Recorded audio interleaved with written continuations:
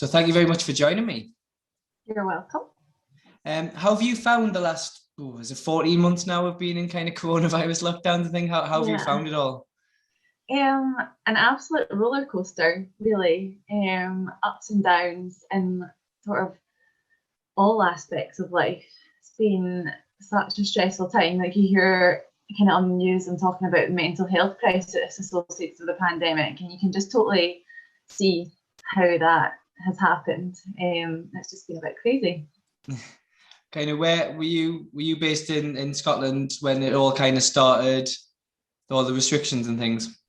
Yeah, so I work as a dentist, and then I was playing for Pride as well at the same time. Yeah. So I think the game that we were supposed to play was a home game against Sheffield, and that's a game that got cancelled, that sort of marked the end of everything. And that was actually the game that was going to be played at my home court, my old home team that I played for since I was like 13. So that was quite sad that we managed to miss the game that would have been at my old home venue. But obviously totally understand why everything shut down so quickly. So let's kind of start from the very beginning. Where were you born? I was born in Falkirk in Scotland. I guess people might not know where that is, but it's kind of halfway between Edinburgh and Glasgow. Okay, and kind of when did you start playing basketball? At what age? Probably first year of high school. We had a PE teacher, Jenna Beattie, that was like really into basketball, played herself, and coached for Falkirk Fury. And the head coach of the local club was helping coach the school team. So that's really where it started at school. And then not long after that, I started playing for Falkirk Fury at a club level as well. So kind of, is your family kind of basketball orientated, or was that like a new thing when you got to high school then? Yeah, no, it was totally new. No one in my family had played before me, but I've got two younger brothers that are quite a lot younger than me. So one of them is at high school still, and the other one is in first year at university. But they both play basketball now as well. Okay. So I think I've started a trend in the family. So how competitive are you as a family then? Yeah, really competitive. I think before COVID 1v1, I was probably still champ, but we've obviously not played that's full time. And the pair of them have gotten really big, and they've been hitting the gym a lot and got really strong as well. So I think I might be bottom of the pile now. Just retire while you were winning, and then you're always the champion. That's all right. So you mentioned obviously Falkirk Fury there. So you played from high school. Did you go straight to Falkirk? Yeah, I played for them from about 13, 14 until I started playing for Pride a couple of years ago. I played for Glasgow University as well, because that's where I went to university. So I played like a local league for them and Bucks, and I was playing National League for Fury at the same time when I was at university. So it was quite a lot. So obviously, yeah, you were at Falkirk for a good chunk of time then. So what was the decision like to kind of move to Pride? Was it kind of an easy decision because of the like WBBL link, or what was that like? It wasn't an easy decision, because the girls that I played with at Fury I've been friends with and played with since I was so young. But it was, in terms of sort of striving to get better, I knew that I had to like make that step up a level, and just like really challenge myself and push myself a little bit more. So it was tough, but also definitely the right thing for me at the time. So you mentioned kind of university there. What did you study? I studied dentistry for 5 years. So that was quite tough going 5 years. But definitely playing basketball at the same time just helped me through that so much. I'm such an advocate for that. Like, you know, when it comes around to exam time and kids are kind of struggling to balance the two of like, you know, I've got exams coming up and not coming to training. I just think it actually helps so much mentally to have that outlet. Yeah, Really I read. Yeah, so I read an article with yourself. I can't remember where it was from, but you said you didn't see it as a juggling act because the one helped the other one out. Yeah, definitely, for sure. And I've said that sort of when I've coached younger girls in the past as well, just trying to make sure that you're prepared enough in advance so that it doesn't become a fight against each other, and that basketball can really help you through what's obviously a really stressful period, and you need that outlet of something, and basketball is just so great for that. I definitely think they go hand in hand rather than fighting against each other. And I think obviously now more than ever, mental health is kind of a major thing that people kind of understand probably a bit more now, and that people need to have that kind of outlet. Yeah, definitely, for sure. So you moved to Caledonia. How did the move come about? Well, I can't even remember. I think it was really, I had spoken to Bart. He was sort of always on the scene because there's such a close link between the Pride team and Edinburgh University. I had sort of been looking at doing a course at Edinburgh University, and I was thinking, oh, if I'm going to go do a course there, I could maybe play like for their Bucks team.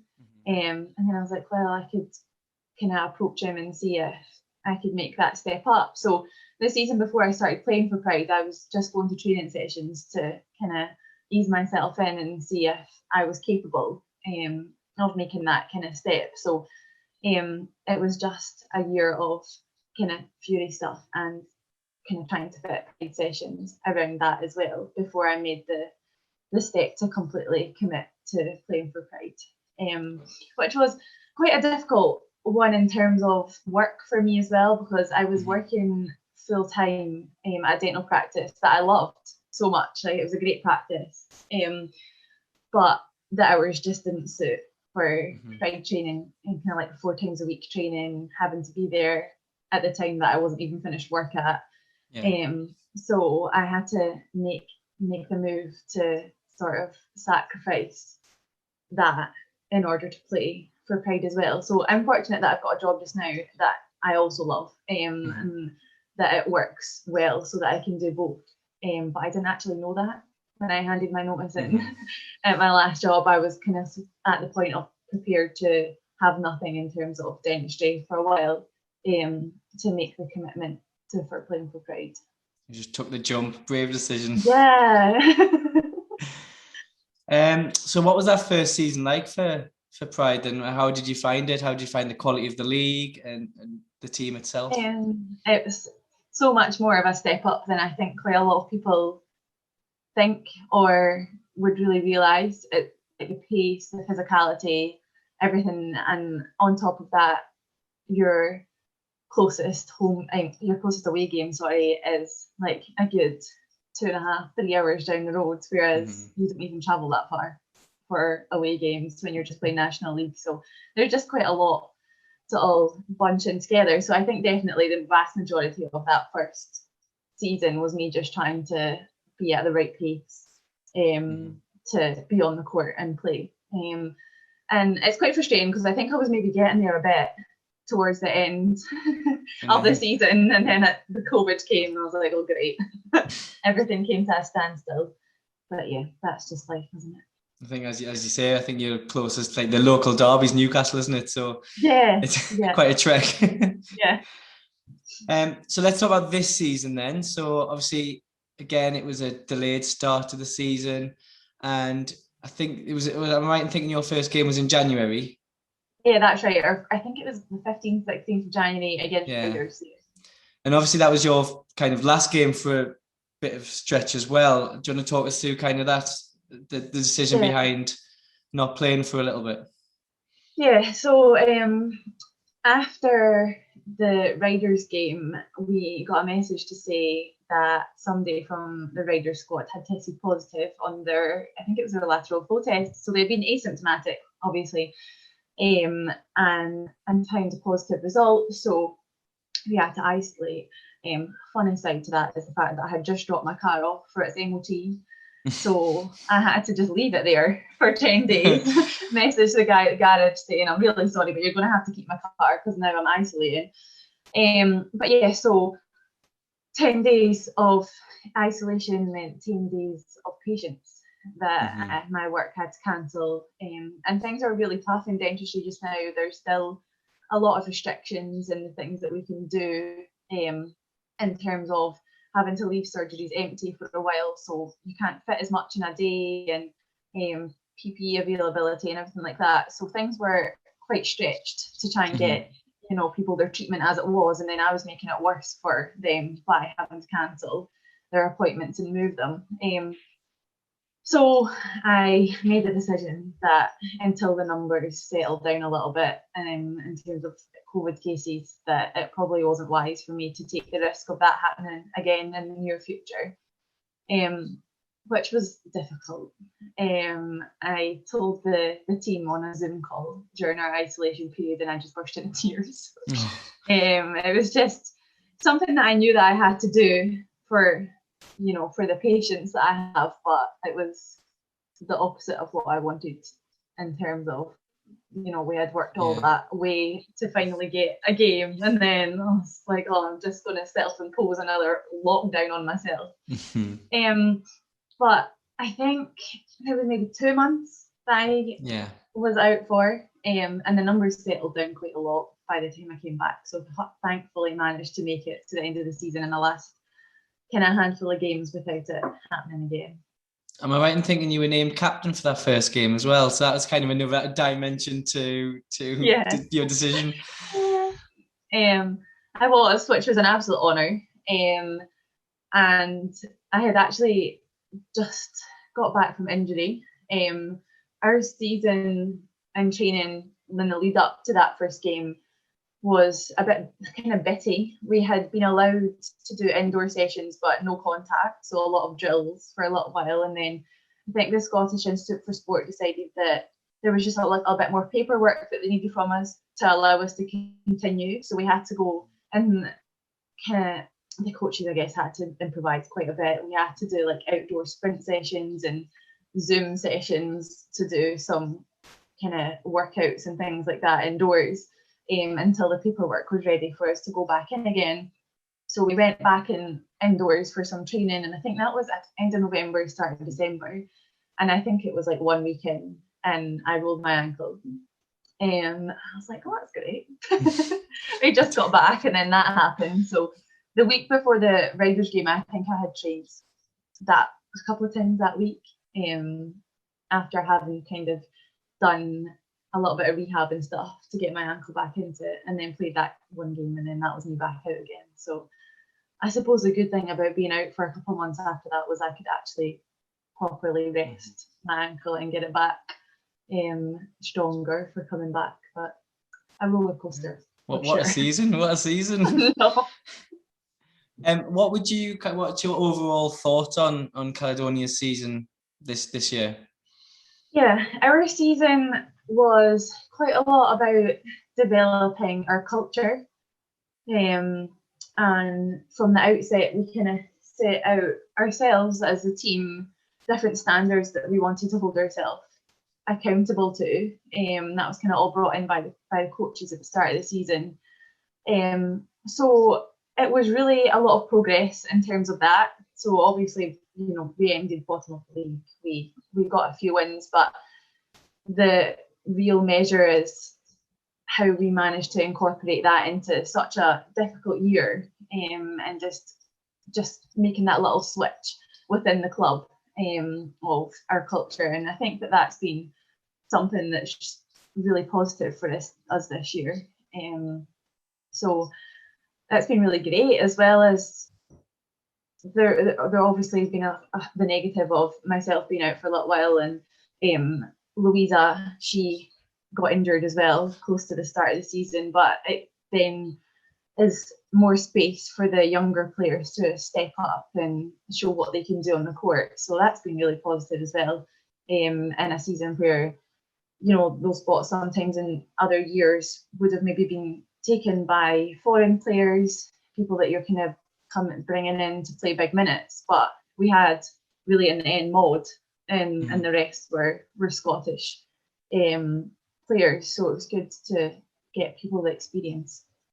I think from the outside looking in, kind of the character that the squad showed, because I mean, there was a point where there was some heavy defeats, quite one after the other, but yet to come back to I think beat Newcastle at home, and there's other games that kind of showed the quality within that squad, even though it's a young team and a young squad, there was a Yeah. lot of quality there. So, would you pick any individuals out for kind of their season this year? I mean, Sean Phillips had a great year. Yes, for sure. Shan just is working hard all the time. So there's just not one moment that she's not kind of putting her absolute effort into everything. Maud as well has obviously been a great import for the team. And she is also kind of the captain for the team. So really just like leading by example. And again, somebody that's putting so much effort. And everyone else is like just so young and so many flashes of excellence. I mean, Ella, I think Hoopsfix named her the young player of the year. So that was great. But even Polly, she's been in the league for a few years, but that's because she's been there since she was so young. Yeah. She's still only 19 and she's going away to Canada this next year. So she's got a strong future ahead of us. She's just like everybody has just really shown on the court that there's flashes of some really promising futures in the team. Thinking about the kind of WBBL, so obviously you said last season the step up was kind of much probably bigger than you maybe thought. What would you say the difference between the 2 years? Do you think the standard of the league's got better, or do you think it's roughly about the same? That's quite difficult to tell. Yeah, it probably is a bit of a step up this year. And yeah, there's some tough teams at the top of the league, you know, the likes of Riders and Suns and Lions that are just such tough competition to play against. It's tricky to go and play against them, especially away from home.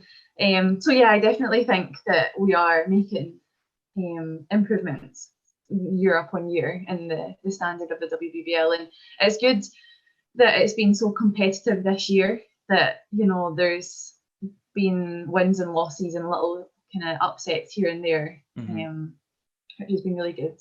And then that's shown, I guess, in the playoffs as well, when Eagles put Riders out, which was sad for me because one of my best friends, Hannah Robb, plays for Riders. Of course, Hannah, yeah, of course. I was supporting the Riders. But yeah, it just shows that there's definitely some competitiveness out there. You mentioned the coaches before. What's it like playing under Bart and the coaches at Caledonia? What they like as coaches? Well, I mean, Bart's had quite a rough year. He hurt his knee when we were doing some individual practice one day, so that's not so great. No. And on the other hand, a great time because his wife just gave birth not so long ago. But I think he has taken the opportunity this year to, you know, have Donnie take quite, you know, be head coach for games and really take us forward with this new culture and things like that. So it's been really good. But I think previously sort of like to be a little bit more, like last season we maybe did some sprints a little bit more, sort of working on, you know, you've done something wrong, go to the line, which is quite a common kind of coaching technique. And then Donnie's just maybe a little bit more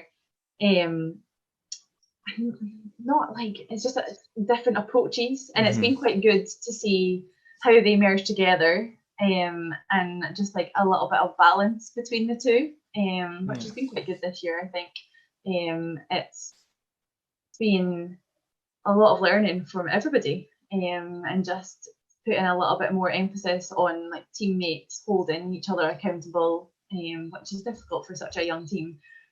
But Donnie's really helped us with that, helped push us, and Bart's totally on board with that, and making sure that we're all kind of saying little things to each other in practice just to make each other get that little bit better. So yeah, it's been good.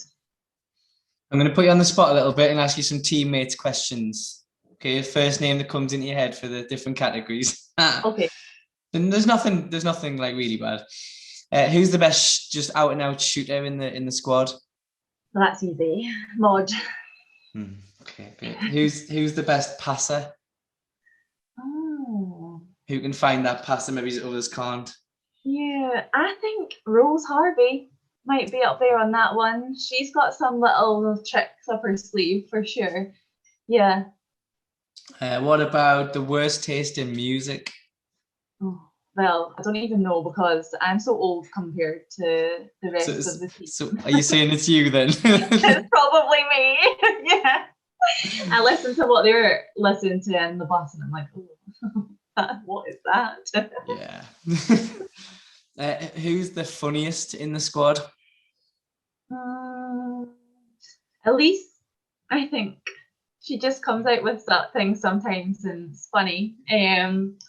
Sophie Loughlin as well.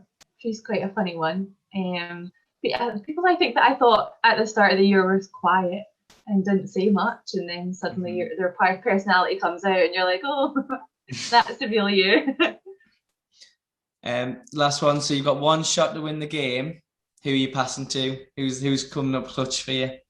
Oh, I mean, do you need a two or do you need a three? Oh, give us both if you've got different answers. I go 3 mod.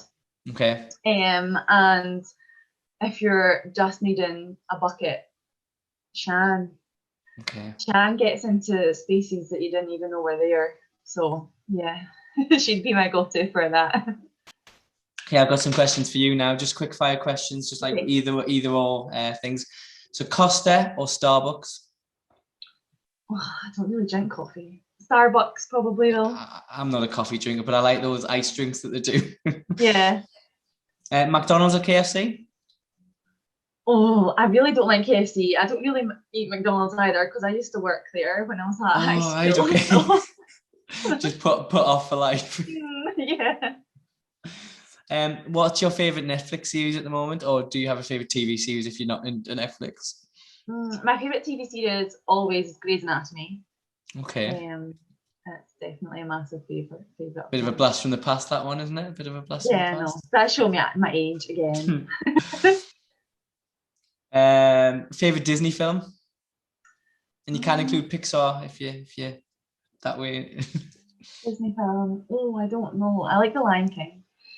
The new one or the old one? The new one, yeah, I do quite like. I like the new one. I dragged my little brother to go watch that with me. Would you have pineapple on a pizza? I would. I'm not offended by it. I think it's fine, a little ham and pineapple, but it wouldn't be my choice. Okay. What would be a pizza topping of choice? Like chicken and sweet corn. Okay. But to be honest, I love all pizza. Just yeah.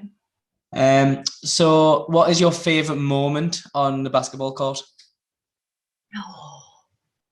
Of all my basketball. Yeah, ever. Just from kind of ever. What's your favorite thing about something that's happened to you through basketball? That's such a hard question. I actually think it might be from coaching rather than playing. Okay. So the year before that I started playing for Pride, I was coaching some of the like under 14 girls at Fury, and they won the Scottish Cup final. Okay. And there was some tears.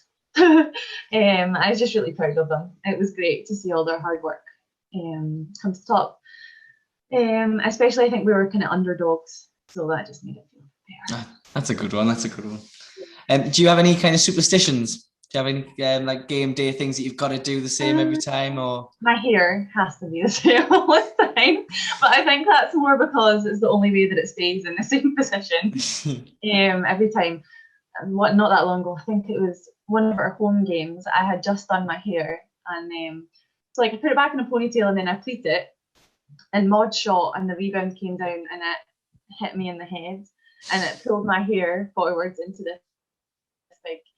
And she was like, "Oh, you're going to have to fix that." I was like, "Yes, thank you." Yeah. I am. So I had to like undo the full pleat and then like do it all over again. But yeah, that's probably the only thing that I have that has to be the same. And squad number 13, is that right? Yeah. Why number 13? Oh, it's just always been my number since I was, yeah. I'm always expecting a really good story. Sorry. I Just mean, I that's think it's supposed to be an unlucky number, isn't it? it's apparently so. Apparently so, yeah. But But I don't think it's got that effect on me. I hope not, anyway. so you mentioned the Newcastle Leicester game from earlier on in the week. Did you get a chance to watch any of May Madness? So I watched quite a bit of that game. Mhm. I saw some of the start and then the second half. I caught a little bit of the end of the Oakland's game as well. But just that the weekend past year was my dad's 50th birthday as well. Right. So I was spending a little bit of time in their garden because that's all you can do these days. Yeah. So I didn't manage to catch all of them, but I'll definitely be watching the games this weekend. What do you think of the format of the playoffs of this May Madness thing and central venues and that kind of thing? Yeah, I mean, the central venue was a home venue, wasn't it? Well, it was. It seemed to work for Newcastle, yes. Yeah, so that's not so great for their opposition. But then at the same time, it's not like you can have a packed, like, all your fans in, is it? Yeah, Because yeah. it's not allowed for COVID. So I think it's good. I don't know if I maybe would quite like a home and away situation. I know that drags the season out maybe a bit, but it's been quite short, so I guess it wouldn't be the worst thing. The men have to, don't they? The men have got two, yeah. Yeah. So I guess that could make things quite interesting to have two legs. But it's good to have them on Sky Sports and just get that out there so that more people can watch the women's game. Definitely, that's great. So who do you think's going to win it all? Who's winning the playoffs? Again on the spot. I'm going to say Suns. Yeah. I quite like Suns. I like playing against them. Obviously, it's not great to lose every time you play them, but it's just they're just such great players and a great team, and they play so well together. So much experience in there. I think if I was to have to put money on anyone, I would put it on them.